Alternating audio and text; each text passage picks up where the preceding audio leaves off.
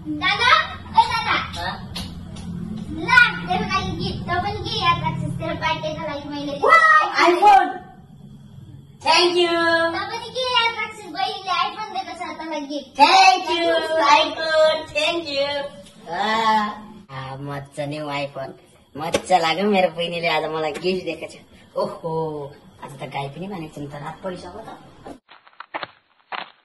यसै भनेर अन्त चाहिँ आइफोनमा के फिचर छ हेर्नुपर्ने छिटो छिटो नयाँ आइफोनमा बुझिदिएको अनि यति राति भइसकिसक्यो त यो गाई पनि आउँदैन त बहिनी ओ बहिनी बहिनी यहाँ जा के भन्दा दादा यत्रो राति भइसकिसक्यो गाई पनि आउँदैन त अनि ए तेरिका त्यही गाई बेचेर त तँलाई मैले आइफोन ल्याइदिएको